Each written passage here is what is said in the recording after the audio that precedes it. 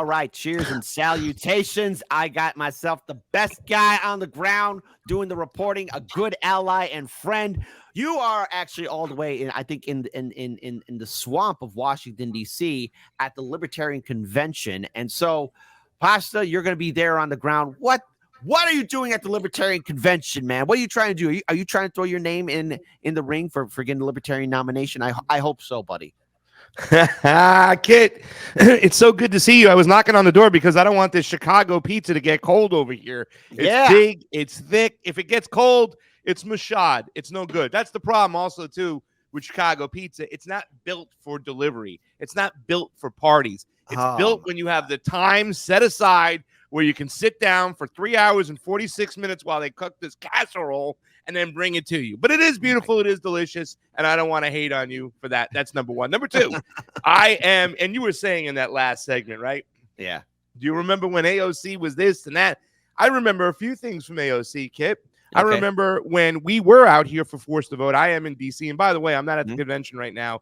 The floor is opening up, I believe, at 11 o'clock this morning in the news thing. And we're going to get over there. But my producer and engineer, Jamie Cheese Slice, you all know him and love him. He's not a morning guy. So we're waiting for, he's not a morning guy. We're waiting for him to get over here and pick me up and then take me on over there. And, you know, we're having a great time, though. We checked in yesterday. Don DeBar is with us. We're tabling together. So before we get to that, but AOC, because I remember being here in D.C., Kit, when we were at the Force to Vote rally, and there were more cops there than there were in January 6th a few days later at the Capitol. That's the crazy thing, right? A bunch of socialists, them socialists, and it was a bunch of leftists. It was a hardcore. You know, Jackson Hinkle had put it together. Fiorella was there. Nico was there. Slow News was there. What happened was Andrew, who we hope to see today from the Assange people, and Misty and all those people, they were going there for an Assange rally.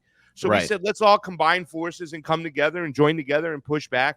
But I do remember AOC not coming on. I do remember them bringing out the zip ties and the hard artillery to get rid of. There was maybe 60 of us, right? And they were threatened by us. Forget about it. And I also do remember, Kit, AOC signing a letter saying that you should report. She was pretty much telling her people to report anybody who was being mean and bullying. And the very next day, the Convo Couch, along with a bunch of other outlets, were demonetized. And the Convo Couch is still one of the only few of those channels that's still demonetized to this day. AOC has never been about speech. She is a little socialist. I don't want to say a little socialist. She's not a socialist at all. She's a little authoritarian, right? And they believe in deplatforming people, censoring people. This is what she said on the floor certain times. So, I mean, she's really put a dent in my livelihood. You know what I'm saying? You know what it's like for even a small amount of time. Can you imagine 4 years? The Convo Couch, right? We've been demonetized completely. And from 10,000 to 40,000 subscribers, we were shooting it up. And then we just got the brakes hit on us, the chains pulled. And it was people like AOC and a lot of the other Democrats in Congress who believe in censorship. They are not left-wing at all. They are not the left. So I do remember that too as well. I just want to say that before I tell you why I am at the Libertarian Convention. So, but no. I'm glad we are talking about that. And by the way, folks, look again, Pasta to go. Please follow Pasta on his YouTube channel. Follow him on all of his social media sites. He has done phenomenal work. And let me speak about his character before we talk about the Libertarian Convention, because I think this will be a very interesting convention taking place here. First of all, Pasta and his team have done a lot of hard-hitting ground reporting in Central and South America, also covering LA election integrity, also, dare I say it, hey, covering also other states with their election integrity issues as well.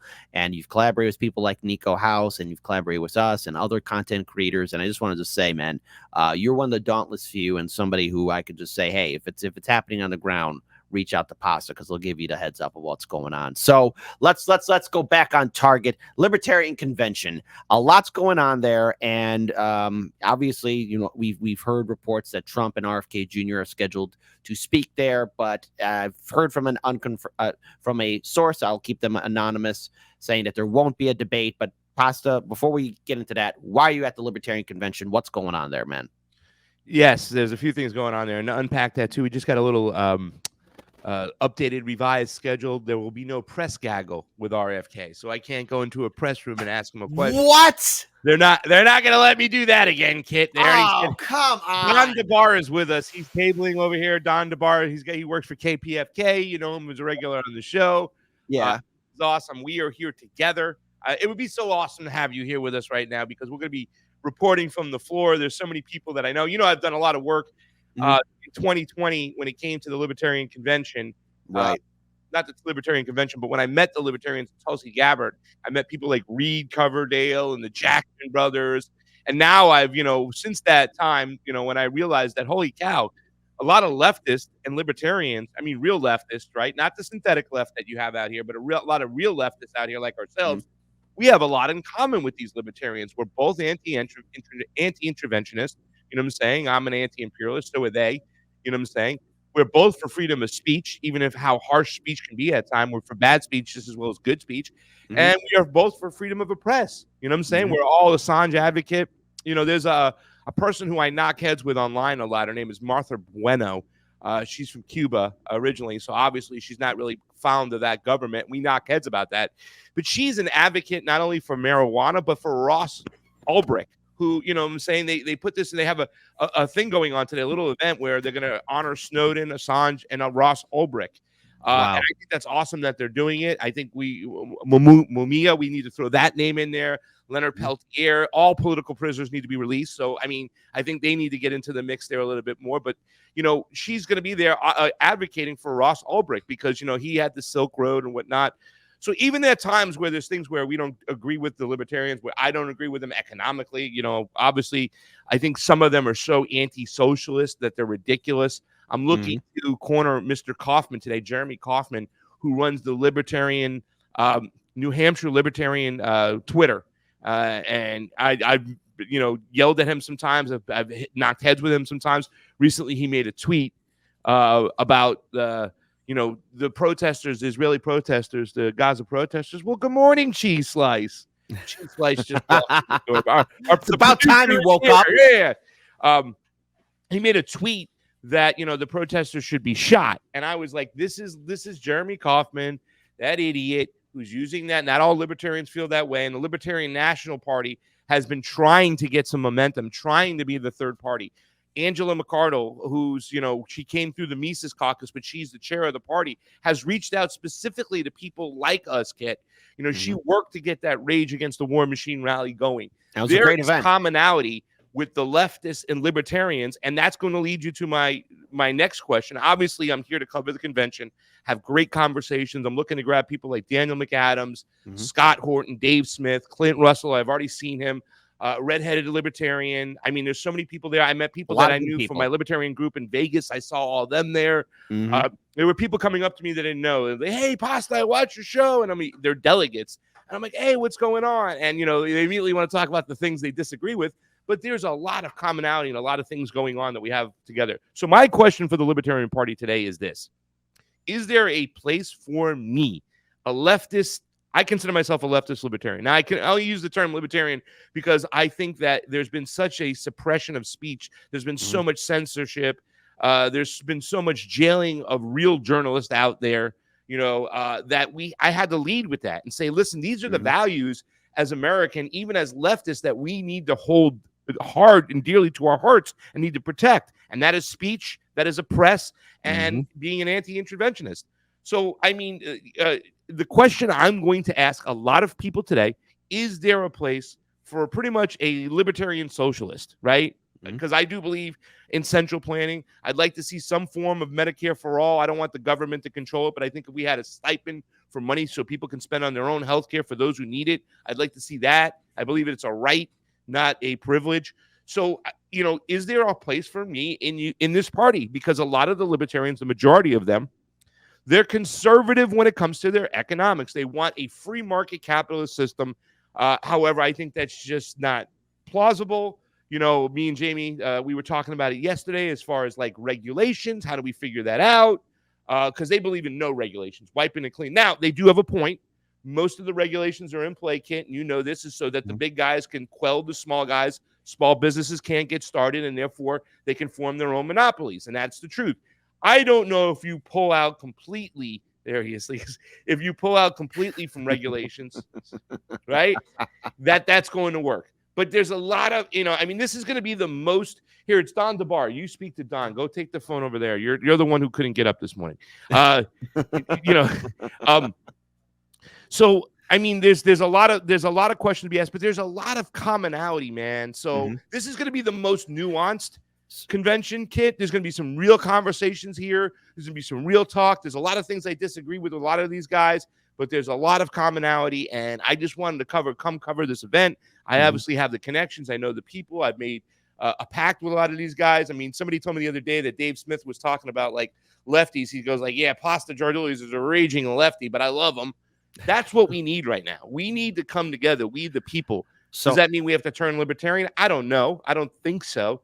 But we have to find a way. We have to find a way to come together and bond together and beat back this freaking oligarchy, because that's the main thing. And that's another problem I have with the Libertarian Party. They got this anarchist view. They just want to be left alone, take everything off us. No, we have this machine now, Kit, this mechanism. And you're into like, cartoon movies and fantasy stuff. We got this evil. I don't know if it's the planet that's moving in the Transformers movie, or it's like a form of Thanos. We have this mechanism that's against us, that hates us, that doesn't like us. There's Malthusians that are running our government. Everybody's bought off. We have to find a way to come together to beat back this machine. Otherwise, we're not going to live to be able to tell the story down the road. I mean, we're going to be extinct. They don't care about killing us, and people have to understand this right now. The ruling class does not care about us, so we got to find a way to come together and beat them back for the sake of humanity moving forward. And that's why I'm here at the Libertarian Convention. Plus, DC, I heard they got some good pizza over here. It's better than Chicago. Hey, come on. There's nothing good out of DC, okay? DC is one big cesspool. I didn't tell him that. He was talking crap yesterday on I was saying DC pizza. We don't have a signature pizza. It's all garbage. Okay, So that's not correct. That's not what he was saying. No. Hey, first of all, we're going to be starting a fight here on the show, because then we will. The only thing we have is jumbo slice. Jumbo slices come from Haight-Ashbury in San Francisco. Get out of here! It's crap. With that. Hey, get back to work. You woke up late. Okay, there you go. Get back to work. How does Kit Cabello run his office? Oh, it's an iron fist, man. There you go. That'll be back to work, he says. They see.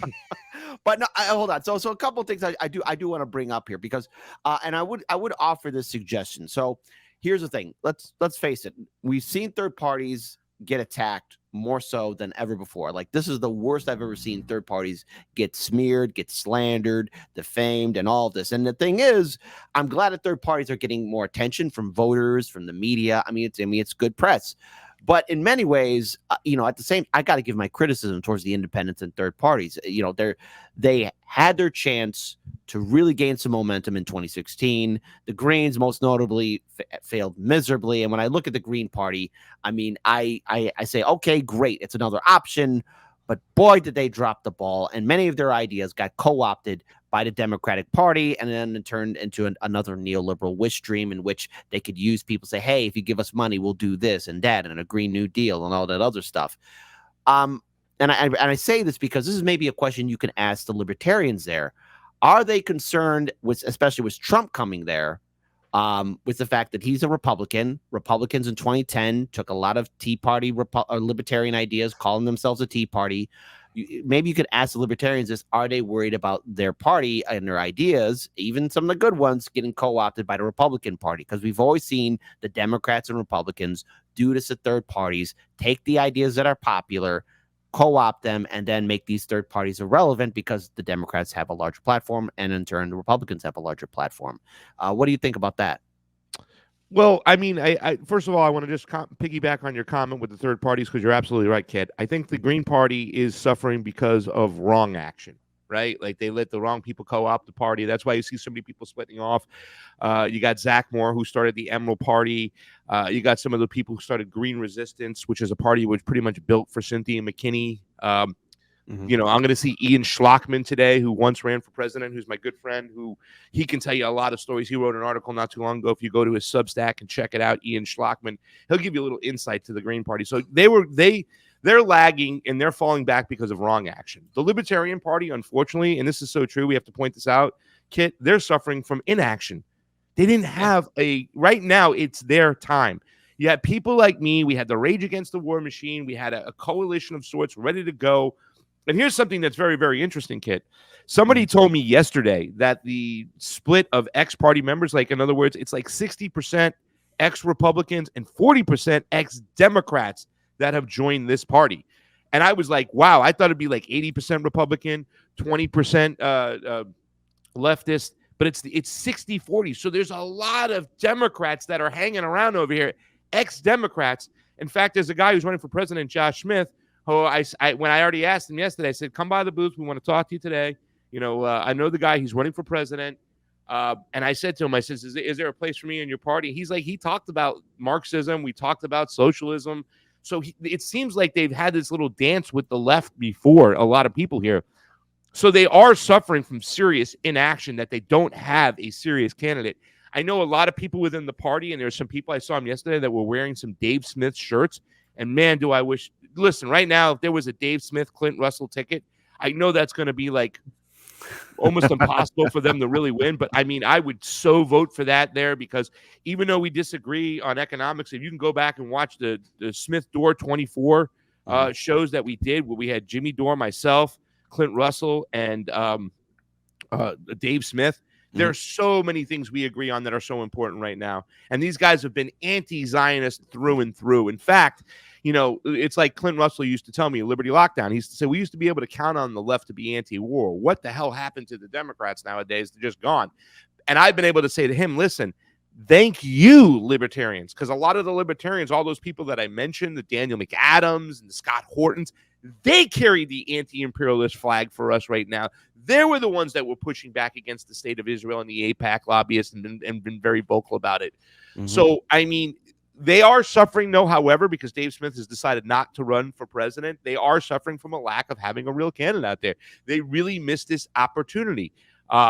So, you know, I don't know what to say. It does suck that they have some inaction there, but at least they haven't, like, really, excuse my French, I hope I don't mind, I'm going to curse on your show. They haven't shit the bed the way the Green Party has. How dare you swear? You're a professional. They haven't shit the bed the way Cornel West has. And did you see that rally in Harlem the other day? I mean, I was actually going to ask you about that, because, like, here's the thing. A little bit off topic, because then we'll focus right back with the Libertarian Party. But I saw that Due Dissidents talked about it, and I know to some extent Jimmy Dore talked about it. I didn't want to talk about it because how pathetic and sad it was.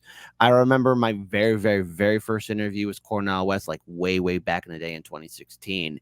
And this is one of the things that really pisses me off about the third party, especially with Cornel West. I mean, starting off as a People's Party, leaving the People's Party, going to the Green Party, having Peter Dow become your campaign advisor, running as an independent. Peter Dow leaves your campaign, and then you have this minuscule, lackluster event. And I think all it was maybe he had this fear of maybe he was going to become too name recognition and would be blamed, like how Jill Stein or Ralph Nader was. And he did the Bernie Sanders move, and that is find or worm his way out, maybe use the Kennedy RFK Jr. brainworm to worm his way out of having any kind of relevance, because it was absolutely pathetic and sad. It was something that will forever make me enraged at this election cycle, because of just what a lot of third parties and independents really could have done, because no one wants to see Trump versus Biden again.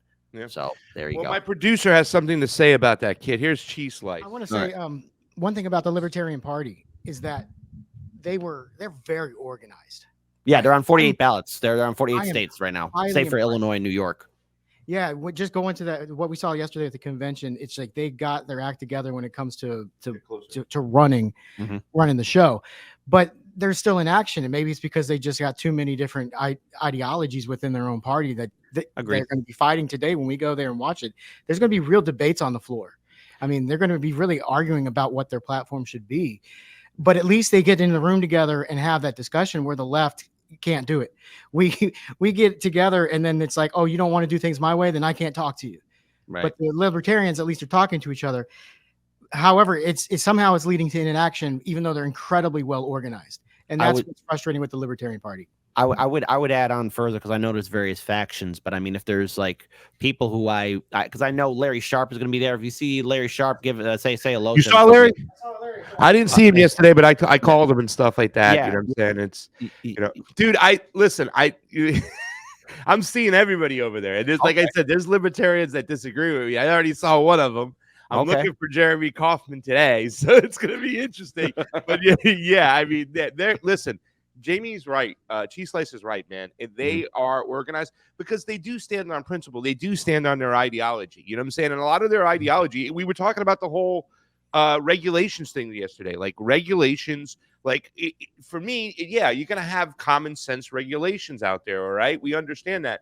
But right now, the majority of the regulations that are out there are out there for one reason. It's not for our protection. It's not to make sure that we have clean air and water. It's to make sure the little guy can't make it in the sea of a bunch of big guys. And therefore, they can form more monopolies and control more people. And then it's just, you know, so, I mean, they're standing on principles. They're on the right side of a lot of issues. And we are going to see it today. We're going to see a lot of debates going on. I'm going to pull a lot of people over to my table once we get there, if we ever get there. Yeah, because I know you guys are on a time schedule, and I don't want to hold you up too much. So there's just a couple of things I do want to ask you, because I know there's people saying, well, maybe, no pun intended, I saw people in my live stream chat say, well, maybe you could worm your way in to talk to RFK Jr., but we also know that Trump's going to be showing up there. Any kind of talk of a debate, I think at this point, I've been told that's not going to happen.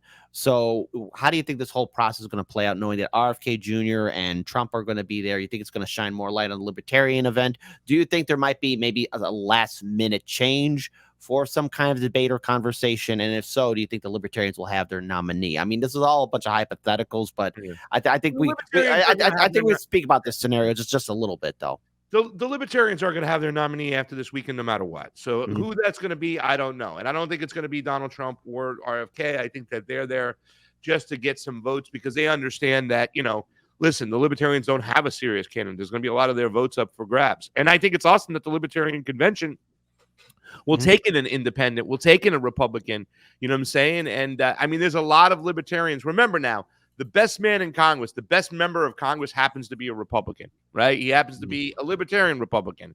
It's Thomas Massey by far. I think there's and he won his election too, especially knowing that even though the media has been taken back a little bit, saying that AIPAC wasn't there, AIPAC's influence is everywhere. Come on. No, AIPAC was funded his opponents big time. So I mean, it just shows you.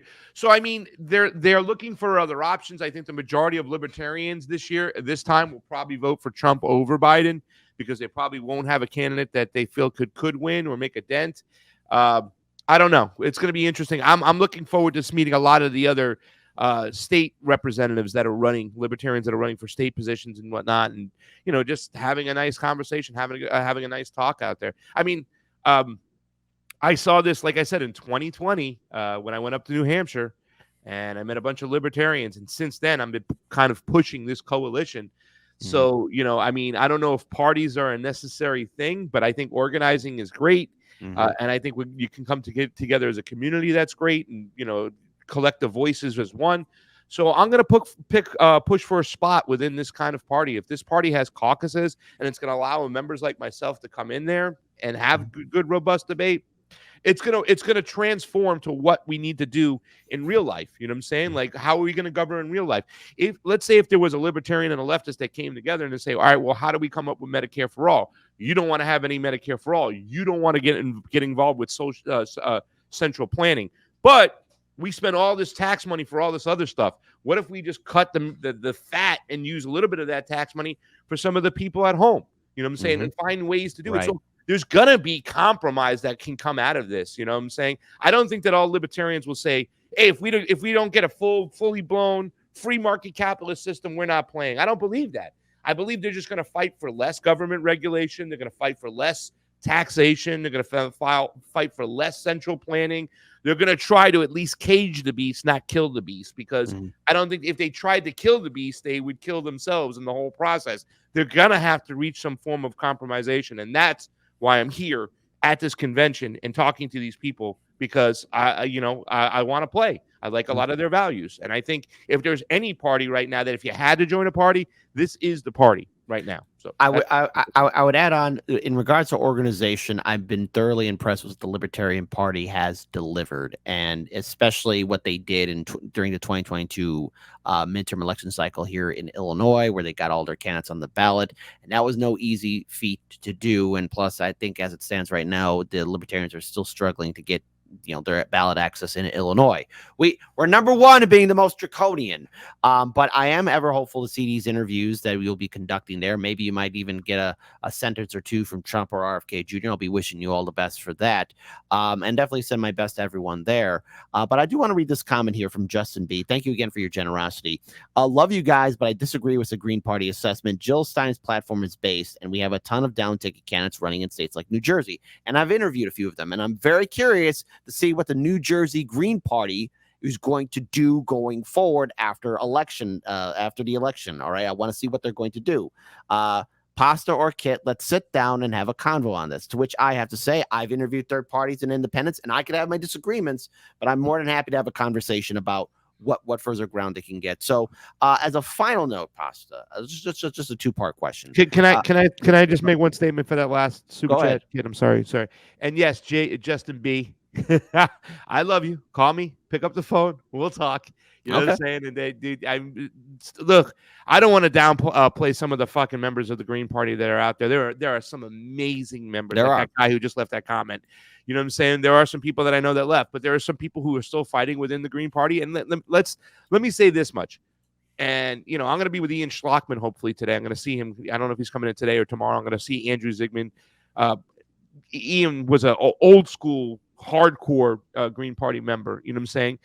And we've talked about this before. I think the Libertarian Party, like the Green Party, and I think the Green Party might be a little bit harder, I could be wrong, where grassroots movements can be birthed out of that party and eventually, you know what I'm saying, can have a serious change. Unlike the Democratic Party, where we were all naive to think that we can change it from the inside, right? That was just a pipe dream. I think the Green Party, there still is that possibility that things could change within that party. You know what I'm saying? And there is a framework with the Libertarian Party and the Green Party where they have their feet dug into different states and different communities where they've already had a lot of that infrastructure that's built that would be impossible to build from the ground up. It would take some time to start a new party. So, I mean, I don't want to rule it out and say that there aren't great members of the Green Party and there isn't a possibility for change. It does look bleak, but, Justin is 1,000% right in certain ways, but he's also some wrong in some other ways. And I'm just not a big Jill Stein person, too, as well. She still has Peter Dow on her payroll, okay?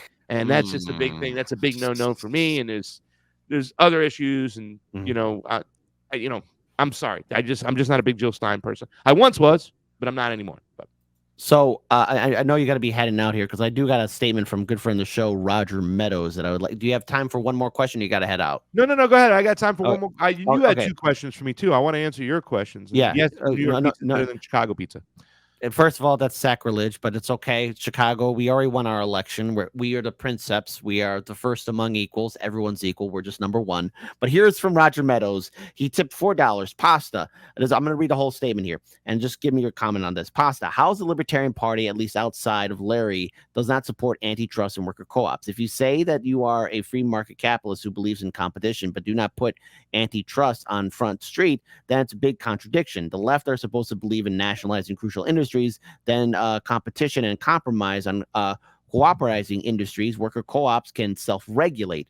People on the right, especially libertarians, believe in self-regulation when workers have collective stakeholder ownership of companies and supply chains through worker co-ops. That is the best way to self-regulate. Workers will not put themselves in danger to make a buck. They will take necessary steps to create a safe workplace environment. They are not going to put their community at risk. Your thoughts? He's going to have to add. Larry Sharp's going to have to answer that question. I appreciate if you write it down for me, and I will ask Larry that question today when he comes by the booth. So we'll let him answer those questions. Like I said, I'm not going to agree with everything with the libertarians when it comes to the economics part. You know what I'm saying? I do believe in central planning. I do believe in, unionized working. I do believe in co-ops. I believe in a lot of these things that, the libertarians, they have this kind of anarchist view where they just want to be left alone and every individual can make its own choice. I believe we can play in the sandbox nicely. I believe the Chinese model is effective. So, I mean, there's a lot of other things that I believe in. So I'm going to ask Larry that question. If you can send that over to me, Kit, I will email it to me, and when Larry sits down, we'll get that answer. We'll get that. We'll ask him that question. We're not going to share the same views on a lot of economics. You know what I'm saying? But like I said, there'll be compromise there, and that's the important thing. All right, done deal. So I think as a final question, and obviously, I want to make sure you guys get plenty of time to cover the convention, because we're going to be covering the DNC convention here in Chicago. So I'm really curious to see how it's all going to play out. But as a final note, what do you think the biggest takeaway you're going to get from this? Like, what can we all really look forward or learn from this convention after May 25th? Because that's when the nomination process should be done, and then the Libertarians have their guy or gal, whoever it's going to be their front card person. Well, we're going to learn, but that dialogue is important, right? That we got to be able to have collective voices out there. And even though it's unpopular for some people, it's okay for people to say those things, right? Like, we have to get away from the cancel culture. I think that more than anything, the Libertarian Party lifts up, I don't know what the word is, but invites, some form of dialogue as much as possible, different ideas, good ideas, bad ideas. They're free speech absolutists. So I think at the end of the day, when we see some leftists out there, I think that, I do represent a lot of leftists out there. There's our other people, obviously the PSL people and the Dem Socials. They'll say, Pasta's not a leftist. He's not a true Marxist. But remember, Don DeBarra is going to be with me today. He's a Marxist. And I think that it's going to be about, we need to have more dialogue moving forward, healthy dialogue. We have to get as far away from the cancel culture as possible. The American left is weaponized it weaponized speech. Right. So we have to get back away from that. We have to understand that there's a lot of people with different ideas than us that are our neighbors. There are a group of libertarians out there that say stupid shit like socialists want to kill us. Like, shut up, dude. I mean, those are the Jeremy Kaufmans and all that stuff. And they still live in that kind of like CIA stupid rhetoric. But no, I mean, I think there's a lot of people who identify as a socialist or a democratic socialist because they just want workers' rights. They want to see the corporations. They want to see the corporations halt and taking advantage of the workers there. They want to seize the means of production of sorts. They just want to see more for workers. We don't have communism. We don't have capitalism in the United States. We have this kind of techno fascist, like woke kind of BS type of government. And that's what's running stuff. We're getting closer to feudalism than ever before. So, whoa! I gotta stop you there. Chicago, we have already perfected neoliberal feudalism here. We have dynastic families, and that's how it's done. Hey, so everyone's taking notes from Chicago, but I'm glad that you brought up how, like, you got some libertarians like saying, "Oh, Chicago's a communist socialist utopia." Just show them the source and say, "Hey, look. You need different words, because Chicago is not a communist, socialist, Marxist, Leninist, whatever kind of utopia. It's a corporatist nightmare." And be sure to explain to them that voter turnout is extremely low because people have given up on Chicago politics. Except for me, because I like to stab myself in the leg a lot, because I guess I like to cover it. But there we go. But Pasta, as always, you're doing some great work. I do want to give you one more shout out, though. First of all, this was from Aspen Fallen early on. Always have my respect after the Lahaina reporting. Pasta, you were one of the dauntless few to really cover Lahaina and do a thorough job in not only interviewing the people, but doing the groundwork and speaking to people after the crisis there. And just outstanding work again. And we can never forget about Lahaina. So hey, do the great work like I know you do. I'll be sure to share your content on social media and just keep kicking ass, Pasta. Where can people follow you online so they can help you out even further? Go to @YoPasta at Twitter. I think the link tree is up there, right? Is the link tree? I'll post your link. I got a link tree. Yeah. I got to go check that personal Twitter, but you can find me at the Pasta to Go Show. Is that Twitter? It's not really, a lot of people are on there, but just go to mine @YoPasta, and it will lead you to our YouTube. It will lead you to our Rumble. It will lead you to our Twitter where we can watch shows, all that good stuff there. I have an amazing team. Cheese Slice, one of the producers, Joey Sakata, who's been doing work, and another person that I don't name. We keep her name silent, but I have an amazing team, and we're all committed to really just bringing boots on the ground journalism and a good show, promoting conversations, promoting ideas, finding compromise. And bringing you the real news on the ground, because, man, we have a propaganda machine that's just running wild, Kit, and it's up to us to push back against them. So we'll see what we can do. And, just go find us and find all the shows. And then the ways to help the show, please. I'm supposed to be going to Mexico to observe their election next week. I'm running out of money, so I need help. No problem, brother. Join our Patreon. So as they should. But I got a lot of pizza reviews and food cooking on my Patreon and our locals. So please go join that and help us out. Help independent media. As they should. But Pasta, all the best to you. We're gonna have music by Jesse Jet because we're gonna be clipping this. So obviously we're gonna have not music yet. We're gonna continue on with the rest of our main show, folks. We're gonna have ourselves a Super Friday show. So that's why if you're watching us on Can TV, you should be checking us out every Monday through Friday at 9 a.m. Central on YouTube, Rumble, Rock, and Odyssey and Kick. Pasta, as always, be sure to educate the libertarians why Chicago-style pizza is the best, because it's the most libertarian. We got 4 different types. There we go. Ending the interview quickly in 3, 2, 1. Much love to you, brother. 3 of those types of pizza.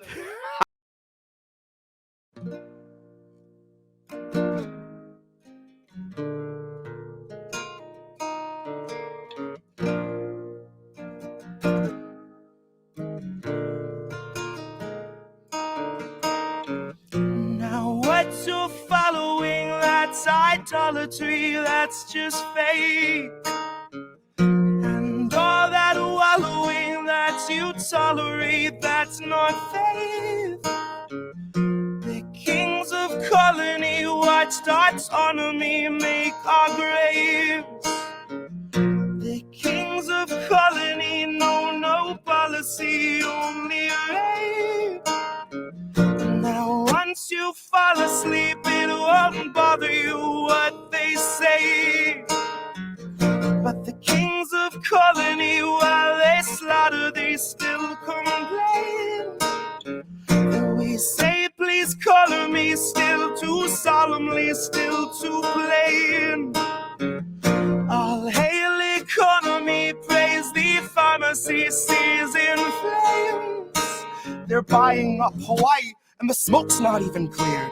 Those vultures smelled the fire and an enterprise appeared. Investment opportunities where melted down communities leave vacant space BlackRock has been lusting for years. The council meets in private and they don't discuss survivors. Concerns among construction groups are all Lahaina hears. They'll wander through your city with this mocking sword of pity next to Oprah and her camera crew who tore the Trail of Tears, where footage flows as freely as the stream of liquid steel and the pools of pure aluminum that trickle down your wheels. And Biden's here to say he knows exactly how it feels, cause he had a kitchen fire once and had to miss a meal. And people still believe that piece of shit deserves your vote, like he's not why supplies are being smuggled in by boat, like he's not why our citizens were forced to stay and roast. And he can't unfreeze your funding, folks, cause Azov needs it most.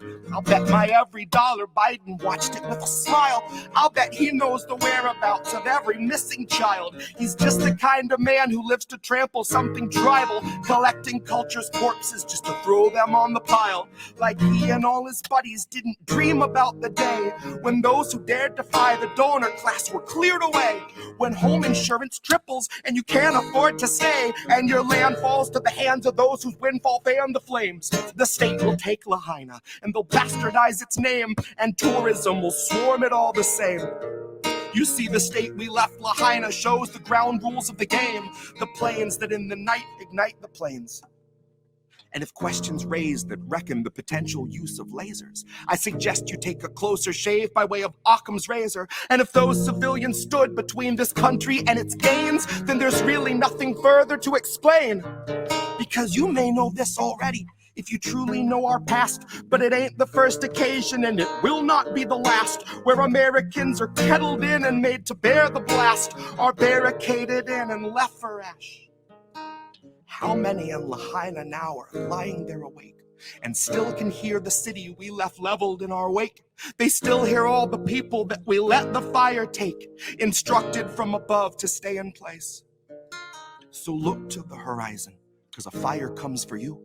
Desire made incarnate of the power-hungry few, who instructed the police to not let anybody through, to barricade them in, and so they